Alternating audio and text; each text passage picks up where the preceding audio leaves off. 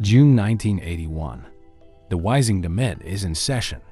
Igor Karkaroff, trembling and desperate, stands before the judges. He's looking for a way to avoid Azkaban.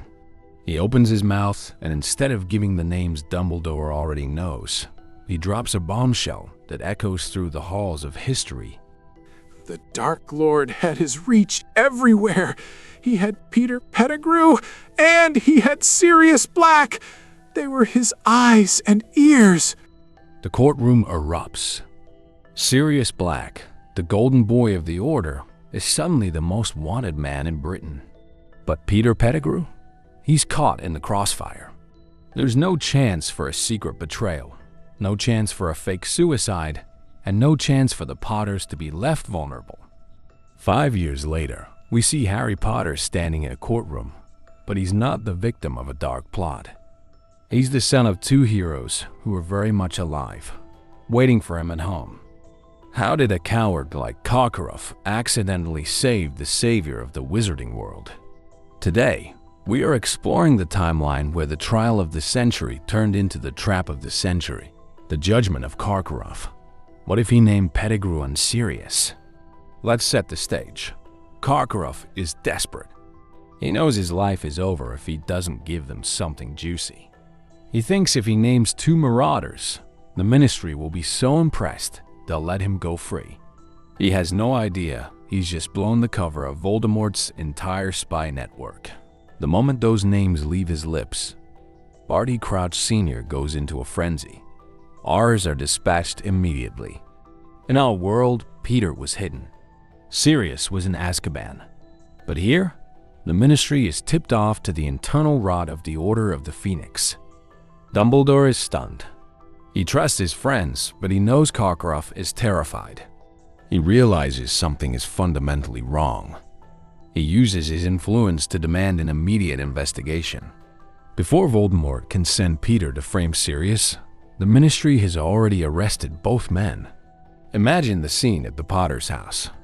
James and Lily are sitting in the living room, relaxing, when the R's kick down the door, not to attack them, but to bring them in for protective custody because their best friends have been outed as Death Eaters. Sirius? Peter? You have to be joking. Sirius is my brother. The evidence is in the trial, Potter. Karkaroff named them both. Your house is no longer safe. This is the end of the Marauders, as we knew them. The betrayal is exposed before the tragedy can happen. The Potters survive, but their world is shattered. So, what happens to the two traitors? Sirius is thrown into an interrogation chair, but he's not the man we saw in Azkaban. He's the man who loved James like his own flesh and blood. He's devastated. He is confused. He has no idea why Karkaroff would name him. But Peter? Peter is a coward. As soon as he sees the R's, as soon as he realizes the game is up, he does what he does best. He breaks. He starts screaming that it was all Voldemort's plan, that he was forced, that he had no choice. He inadvertently clears Sirius's name by admitting that he, Peter, was the one reporting to the Dark Lord. I didn't want to do it. The Dark Lord made me. Sirius had nothing to do with it. It was all me. Please, I'll tell you where he is. I'll tell you everything. Sirius is cleared. He is exonerated. But the damage is done. He realizes that for a brief moment, he was suspected of killing his best friend. He realizes that Peter, their friend, was the one selling them out. Sirius doesn't just go back to being an Auror. He becomes a hunting dog. He spends the next few years hunting down every remaining Death Eater. He is a man reborn in rage. This is the most beautiful part of this timeline. Harry Potter grows up. He doesn't grow up under the stairs in Privet Drive. He grows up in a house filled with memories of the war, yes, but also filled with laughter. He has a father who teaches him how to fly on a toy broom, and a mother who reads him stories about the courage of the Order. But Harry isn't a normal kid. He's the son of James and Lily Potter, two of the most talented wizards of their generation. He's raised by the Marauders. He's mentored by Sirius and Remus. By the time he reaches Hogwarts, he's not the shy, uncertain boy we met. He's a confident, brilliant, and perhaps a bit too adventurous young man. Uncle Padfoot, tell me the story of the prank on Snape again, the one with the soap. Harry, that was a classic, but your mother would have my head if I told you that. Maybe just the story about the map? Harry is surrounded by love, but he's also haunted by the shadow of the man who almost killed him, Voldemort. Because Voldemort didn't die that night in Godric's Hollow. He's still out there, hiding, healing, waiting. Dumbledore knows the war isn't over. He prepares Harry. He doesn't tell him he's a savior. He tells him he's a soldier. Harry's education at Hogwarts isn't just about spells. It's about tactical combat. Fast forward to Harry's 4th year. The Triwizard Tournament. Voldemort is ready. He has his body back. He has his followers.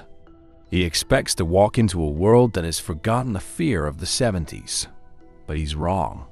He doesn't find a weakened ministry. He doesn't find a divided order.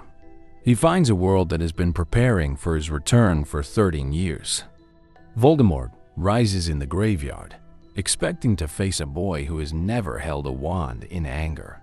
Instead, he faces Harry Potter, backed by James, Lily, Sirius, and the entire Order of the Phoenix. It's not a duel, it's a siege.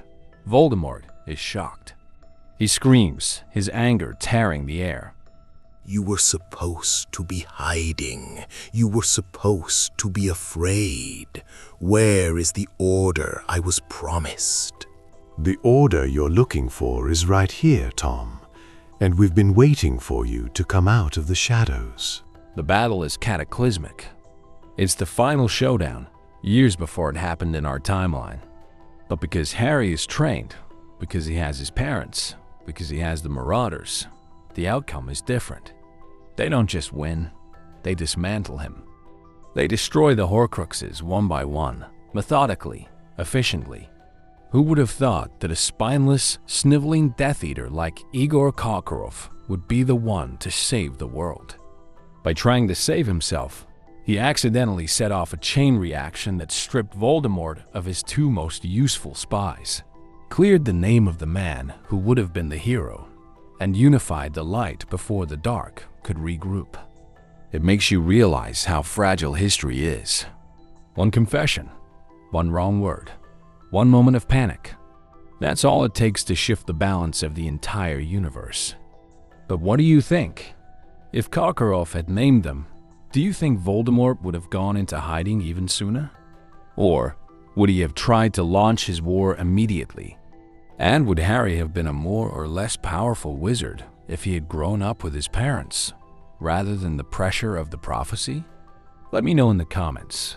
This was a fascinating what if from one of our followers, and I think we've really seen a whole new side of the Marauders today. If you love this deep dive, don't forget to hit that like button and subscribe to Omniva for more alternate histories of the wizarding world. I'm Omniva, and remember, history is written by the victors, but it's decided by the traitors.